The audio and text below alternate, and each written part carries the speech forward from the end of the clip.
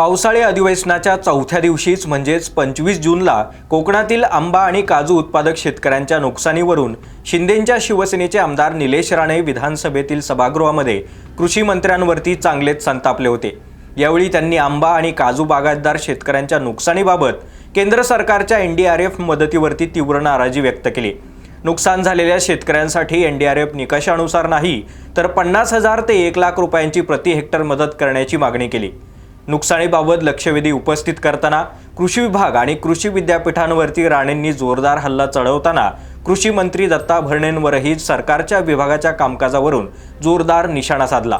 निलेश राणेंनी कोकणातील महत्त्वाचं डॉक्टर बाळासाहेब सावंत कोकण कृषी विद्यापीठ दापोली थेट बंद करण्यासोबतच शेतकऱ्यांना मदत करताना NDRFचे निकष, आंबा आणि काजू उत्पादक शेतकऱ्यांच्या नुकसानीचे वास्तव, मदत करताना होणारी प्रशासकीय दिरंगाई आणि विद्यापीठांच्या कामकाजावर सडकून टीका केली। यावेळी राणेंनी उपस्थित केलेल्या लक्षवेधीवरती कृषी मंत्री दत्ता भरणे यांनीही 2 मोठ्या घोषणा केल्या।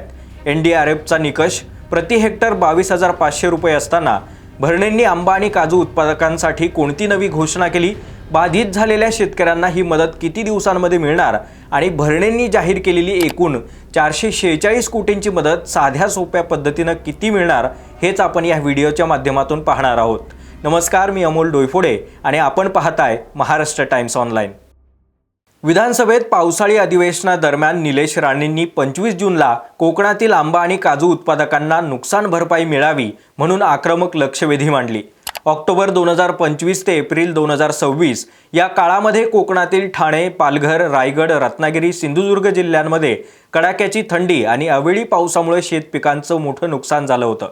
याच 5 जिल्ह्यातील 1,34,251 शेतकऱ्यांचं 92,342 हेक्टर क्षेत्रातील शेतपिकांचं नुकसान झालं होतं। त्यामुळे 2006 नंतर तब्बल 20 वर्षांनी म्हणजेच आता 2026 मध्ये कोकणातील शेतकरी सरकारकडे आंबा आणि काजूसाठी नुकसान भरपाई मागत असल्याचा दावा राणेंनी केला। फेब्रुवारीच्या अखेरीस अवकाळी पाऊस पडला तरी कृषी आयुक्तांना महिनाभरानं पत्र पाठवलं जातं। सिंधुदुर्ग सारख्या छोट्या जिल्ह्यामध्ये पंचनाम्यांचा अहवाल तयार करायला 3.5 महिने लागतात का असं म्हणत मंत्री असलेल्या भरणेंवरती राणे संतापले होते। सिंधुदुर्गच्या कृषी अधीक्षकांनी मुख्य अहवाल शासनाकडे पाठवला असतानाही सभागृहामध्ये अधिकारी मंत्र्यांना अंधारात ठेवून सभागृहाची दिशाभूल करतायत असा आरोप देखील राणेंनी केला। 20 वर्षांनी कोकणातील शेतकरी हक्काची मदत मागतोय। NDRFचा निकष प्रति हेक्टर 22,500 रुपये। आजच्या महागाईत यानं काय होणार? बाधित शेतकऱ्यांना सरकारनं किमान 50,000 ते 1 लाख प्रति हेक्टर मदत द्या अशी मागणी केली। जर हेक्टरी 1 लाख रुपये दिले तर संपूर्ण कोकणवासीय मुख्यमंत्र्यांचं आणि तुमचं जाहीर अभिनंदन करतील असं म्हणत कृषी मंत्री दत्ता भरणेंना टोला लगावला। गेल्या कित्येक दिवसांपासून कोकणातील शेतकरी, आंबा आणि काजू उत्पादक शेतकरी नुकसान भरपाईसाठी आंदोलनं आणि जोरदार निदर्शनं करत असताना त्यांना या अधिवेशनातून मोठ्या मदतीची अपेक्षा आहे। त्यामुळेच निलेश राणेंचं हे शेतकऱ्यांप्रती भाषण खूप भावनिक आणि आक्रमक होतं। त्यांनी कोकणासोबतच राज्यातील सर्वच कृषी विद्यापीठांच्या कामकाजावर अनेक गंभीर प्रश्न उपस्थित केले। या विद्यापीठांचा शेतकऱ्यांना काहीही फायदा होत नाही, फक्त खोटे अहवाल देतात असा आरोप देखील राणेंनी केला। डॉक्टर बाळासाहेब सावंत कोकण कृषी विद्यापीठ दापोली आणि इतर विद्यापीठं कागदावर संपूर्ण पाहणी केल्याचं सांगतात, पण जमिनीवरती कोणतीही टीम कोणत्याही गावात गेलेली नाही। राज्यात दरवर्षी सरकार करोडो रुपयांचा निधी देतं, पण हे विद्यापीठं नेमकं काय संशोधन करतात आणि कोकणातील शेतकऱ्यांना त्याचा काय फायदा होतो हे कोणालाच माहीत नाही असं म्हणत एकूणच राज्यातील सर्व कृषी विद्यापीठांच्या कार्यपद्धतीवरती सवाल उपस्थित केले। ही विद्यापीठं खोटे अहवाल तयार करतात, पंचनामे आणि अहवाल 3.5 महिने उशिरा पाठवल्याचा आरोप देखील त्यांनी केला। एकतर हे कृषी विद्यापीठ बंद करा, नाहीतर त्यांचे फंडिंग थांबवा असा पावित्राच राणेंनी घेतला होता। या संपूर्ण प्रकरणावरती सरकारनं श्वेतपत्रिका काढावी अशी प्रमुख मागणीच निलेश राणेंनी केली होती। त्यामुळे येणाऱ्या काळामध्ये अशी कोणती कार्यवाही होते का हे देखील पाहावं लागेल। निलेश राणेंचं सर्व आक्रमक भाषण ऐकल्यानंतर कृषी मंत्री दत्ता भरणे उत्तर द्यायला उभे राहिले। राणेंनी उपस्थित केलेल्या केंद्र सरकारच्या NDRF मदतीवरून त्यांनी ही मदत तर सर्वांना सारखीच मिळते असं म्हटलं। त्यामुळे राणेंच्या मागणीनुसार 50,000 ते 1 लाख प्रति हेक्टर ही मदत स्वप्नवतच आहे असं म्हणायलाही काही हरकत नाही। कारण सध्या देशामध्ये सर्वच ठिकाणी बारमाही फळपिकांना NDRF अंतर्गत प्रति हेक्टर 22,500 रुपये याप्रमाणे मदत मिळते। सरकारनं आंबा आणि काजू उत्पादकांचा मुद्दा गांभीर्यानं घेतल्याचं भरणेंनी सांगितलं। कारण कोकणातील बागायतदार शेतकऱ्यांना तातडीनं दिलासा देण्याचे निर्देश मुख्यमंत्री देवेंद्र फडणवीस यांनी दिलेत।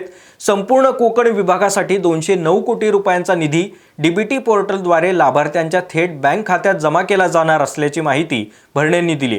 याबाबतचा शासन निर्णय महसूल आणि वन विभागानं जारी केलाय। पुढील 8 ते 10 दिवसांमध्ये ही मदत शेतकऱ्यांच्या खात्यामध्ये वर्ग करण्यात येईल अशी मोठी घोषणाच भरणेंनी सभागृहात करत शेतकऱ्यांना मोठा दिलासा दिलाय।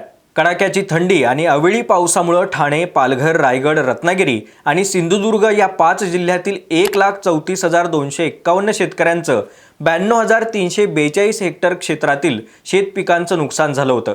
रत्नागिरी जिल्ह्यामध्ये मार्च महिन्यात झालेल्या पावसानं आंबा काजू उत्पादक बागायतदारांना फटका बसला होता। पाऊस आणि गारपिटीनं फळं गळून पडली होती। कोकणातील इतर जिल्ह्यातही नुकसान झालं होतं।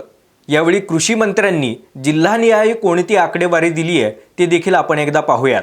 ठाणे जिल्ह्यासाठी 4,669 शेतकरी आणि 295 हेक्टरसाठी 4,84,00,000 रुपये, पालघर जिल्ह्यासाठी बाधित 17,612 शेतकरी आणि 2,868 हेक्टरसाठी 6,47,00,000 रुपये, यासोबतच रायगडसाठी 17,000 शेतकरी आणि 8,987 हेक्टरसाठी 20,28,00,000 रुपये दिल्याची माहिती भरणेंनी दिली आहे। तर सर्वाधिक बाधित असणाऱ्या रत्नागिरीतील 52,628 शेतकरी आणि 43,665 हेक्टर क्षेत्रासाठी 98,45,00,000 रुपये, तर सिंधुदुर्ग जिल्ह्यातील 42,322 शेतकरी आणि 34,728 हेक्टर बाधित क्षेत्रासाठी 71,05,00,000 रुपयांची मदत शेतकऱ्यांच्या खात्यामध्ये वर्ग केली जाणार आहे।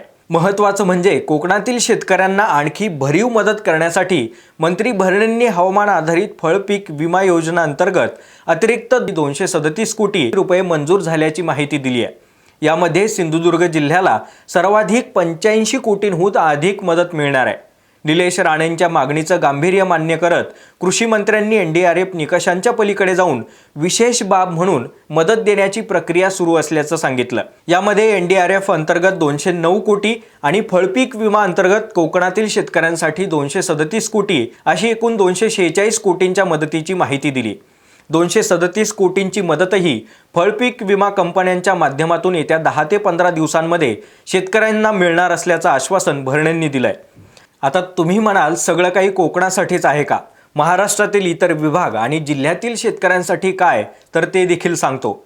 राज्यातील 4 विभागातील नुकसानीसाठी सरकारनं 106,56,48,000 रुपये इतकी मदत मंजूर केली आहे। एप्रिल ते मे 2026 या काळामध्ये नागपूर, नाशिक, कोकण आणि पुणे विभागामध्ये झालेल्या अवकाळी पावसानं 95,779 शेतकऱ्यांचं 61,162 हेक्टर क्षेत्रातील शेतपिकांचं नुकसान झालं होतं। यासोबतच याच काळामध्ये गडचिरोली, सातारा, सोलापूर आणि सांगली जिल्ह्यात झालेल्या अवकाळी पावसानं शेतपिकांच्या नुकसानीपोटी 4,03,00,000ची मदत मंजूर करण्यात आली आहे। त्याचबरोबर एप्रिल 2026 मध्ये बीड, लातूर, छत्रपती संभाजीनगर, जालना या जिल्ह्यातही अवकाळी पावसानं 2,506 शेतकऱ्यांची शेतपिकं बाधित झाली होती। त्यांच्यासाठी 2 कोटी रुपयांचा निधी मंजूर केलाय। तर अकोला, बुलढाणा, भंडारा या जिल्ह्यात मार्च 2026 मध्ये अवकाळी पावसामुळे झालेल्या नुकसानीसाठीही 13,27,98,000 रुपयांचा निधी मंजूर केलाय।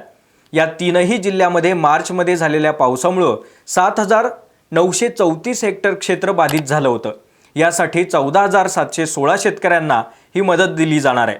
दरम्यान कृषी मंत्र्यांनी जाहीर केलेल्या कोकणातील शेतकऱ्यांसाठी मदतीचा साधा सोपा अर्थ काढायचा म्हटलं तर कोकणातील नुकसान झालेल्या 5 जिल्ह्यातील 1,34,251 शेतकऱ्यांसाठी आणि 92,342 हेक्टर क्षेत्रासाठीची मदत 22,633 प्रति हेक्टर तर 226.33 प्रति गुंठा एवढी मदत मिळणार आहे।